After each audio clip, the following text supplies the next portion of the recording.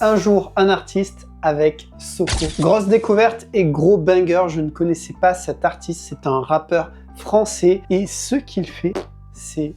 Voilà.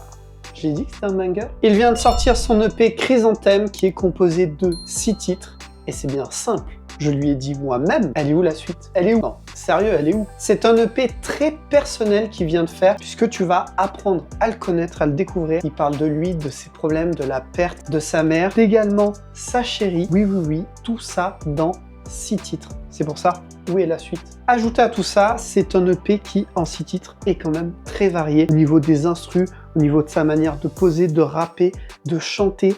C'est vraiment tout un univers. Sérieusement, c'est super bien construit. C'est plus riche que des albums de 15 titres pour certains artistes.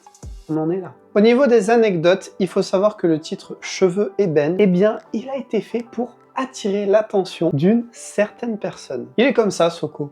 Il est stratégique, le mec. Et bien, tu sais quoi? Ça a marché. Cette personne l'a remarqué et on peut même l'entendre dans certains des titres puisque, en effet, eh bien, c'est sa copine. J'ai une autre anecdote. Le titre Mirage aurait pu être en feat avec un autre rappeur. Il aurait pu être avec Nusky. Oui, j'ai fait une vidéo sur lui. J'aurais trop kiffé. Pas grave, peut-être une prochaine fois. Et enfin, à l'heure où je sors la vidéo, c'est à l'heure où son EP Chrysanthème vient de sortir, eh bien, ça fait 5 ans qu'il a perdu sa mère. Et d'ailleurs, il en parle dans certains des titres. Je n'en dirai pas plus, il faut garder un petit peu du mystère. C'est parti pour mon top 3 et autant te dire, tu l'as peut-être compris, pour moi, les 6 titres seraient dans ce top 3. On s'aime de sa manière, on s'aime surtout quand on s'élève.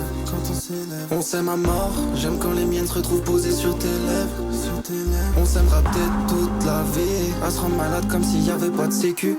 Je vis comme si j'allais pas mourir, je mourrais peut-être comme si j'avais jamais vécu.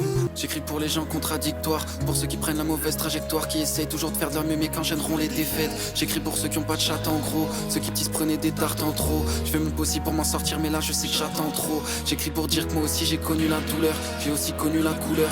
C'est passé du rose au noir comme la musique que j'envoie dans vos écouteurs. Mais je ferai tout mon possible pour plus que la tristesse ne me grise. J'ai fait des centaines d'erreurs, certaines dont je me remettrai jamais, et sûrement des milliers dont j'ai déjà oublié l'existence. Mais c'est pas grave, on fait avec, hein. Puis d'un coup, tout est devenu noir. Des fois, ma vie, on dirait les noces pourpres, sauf que c'est moi qui élimine tout le monde sans le vouloir. Alors, est-ce que tu as kiffé? Dis-moi tout ça dans les commentaires. Merci à toi, Soko, pour ta confiance, pour les anecdotes que tu m'as données, tous les échanges qu'on a eus. Force à toi, continue à être créatif surtout. Et nous, on se retrouve demain pour découvrir un nouvel artiste. Et abonne-toi.